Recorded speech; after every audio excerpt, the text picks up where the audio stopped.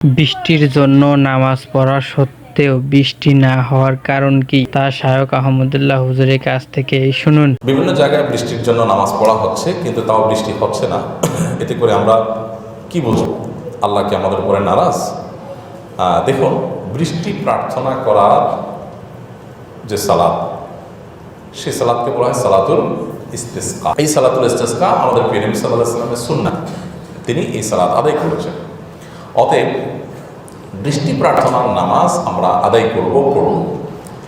বৃষ্টি আসুক অথবা না আসুক, আমরা আল্লাহর কাছে দোয়া করব, আল্লাহ আমার দোয়া বাহ্যিক দৃষ্টিতে কবুল করুন অথবা না করুন। কেন? একটা জিনিস চেয়ে যদি নাই পাই, তাহলে চাইবো কেন? কারণ হলো, এটা দুনিয়ার মানুষের কাছে চাওয়া নয়। দুনিয়ার মানুষের কাছে চেয়ে যদি আমি না পাই, তাহলে চেয়ে অযথা নিজেকে ছোট করবো কেন? এটা দুনিয়ার মানুষের হিসাব। আর আল্লাহর হিসাব কি? আল্লাহর কাছে যে আমি চাইলাম, এই চাওয়াটাই একটা ইবাদত। আমার কাঙ্ক্ষিত জিনিসটা আমি পাই বা না পাই, এই চাওয়ার কারণে আমার আমল নামায় সওয়াব বা বিনিময় অটোমেটিক লেখা হবে, যদি আমার চাওয়াটা আল্লাহর জন্য হয়ে থাকে। কথা কি বুঝাতে পারছি? দোয়া করাটাই একটা কি ইবাদত। দোয়ার মাধ্যমে আমি যা চাইলাম, সেটা আমি পাইলাম কি না পাইলাম, এটা দেখার দরকার নেই। আমি যদি নাও পাই, তারপর শুধু দোয়া করার মাধ্যমেই আমি একটা ইবাদত করলাম এবং নেক আমলের উপযুক্ত হয়ে গেলাম ইনশাআল্লাহ। এক। দ্বিতীয়ত হলো, অনেক সময় আমাদের দোয়ার ফলাফল অনেক পরে গিয়ে প্রকাশ পায় বা আমরা পাই। এরকম বহু ঘটনা আপনি পাবেন। আপনার জীবনে অনেক আগে একটা জিনিস দোয়া করেছেন, আপনি নিজেও মনে করতে পারেন না কখন দোয়া করছেন, ভুলেই গেছেন আপনি, হয়তো আল্লাহ বলেন না।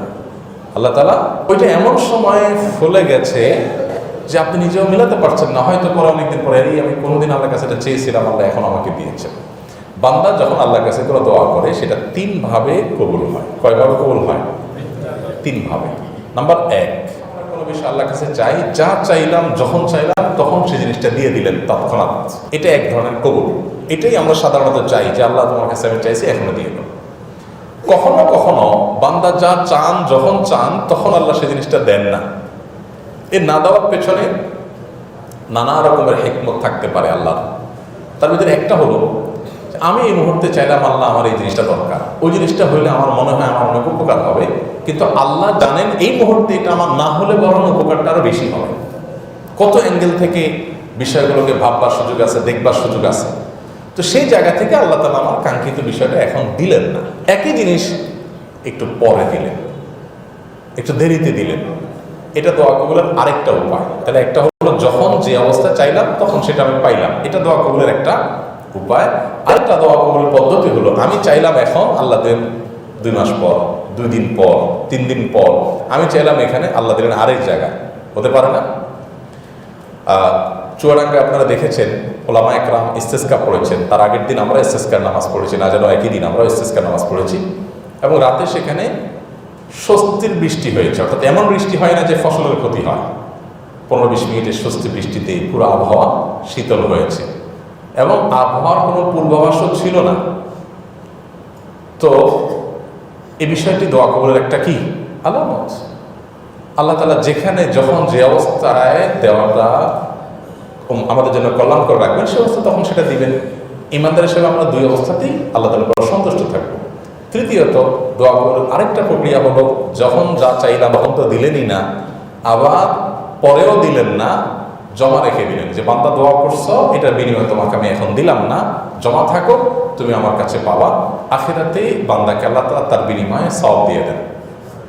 এই তৃতীয় প্রকার বিনিময় দেখে কিয়ামতের ময়দানে বহু মানুষ আল্লাহর কাছে বলবে যে, আল্লাহ, দুনিয়াতে আমার কোনো দোয়া পূরণ না হয়ে যদি এখানে আখিরাতে পাইতাম কতই না ভালো হতো। কারণ দুনিয়াতে আমার যে প্রয়োজন পূরণ হবে সেটা তো সীমিত সময়ের জন্য, খুব ক্ষুদ্র প্রয়োজন পূরণ, আর এখানে তো এটা আমার অন্তঃসংস্কারের জন্য কাজে আসছে। তখন মানুষ আক্ষেপ করবে অনেকে।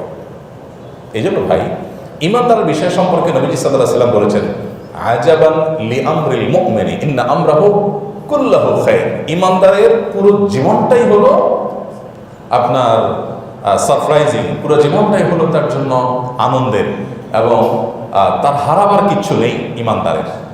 কারণ ইন আসাবাহু খায়রুন, ঈমানদারের জীবনে যদি ভালো কিছু আসে, শাকার আসে, আল্লাহর কাছে শুকরিয়া আদায় করে, তাহলে ভালো কিছুও পাইল, বা শুকরিয়া আদায় করে সওয়াব পাইল, ডাবল। ওই আসাবাহ শারর, আর যদি ইমানদারের কোনো বিপদ আপদ হয়, সমস্যা হয়, যা চাইলো তা পাইল না, তখন সবর আসে, সবর করে যে ঠিক আছে, না পাইলে আমি আল্লাহর উপর সন্তুষ্ট, তখন সে বিনিময় লাভ করে। তাহলে হাতির মতো মূল্যেও লাখ, বাঁচতেও লাখ। এই জন্য ভাইরা, দোয়া কবুলের পর আমরা অনেকে অস্থির হয়ে যাই। দেখুন, নবী সাল্লাল্লাহু আলাইহি ওয়াসাল্লাম বলেছেন, বান্দা দোয়া আল্লাহ তাআলা কবুল করেন যতক্ষণ পর্যন্ত সে তাড়াহুড়ো না করে।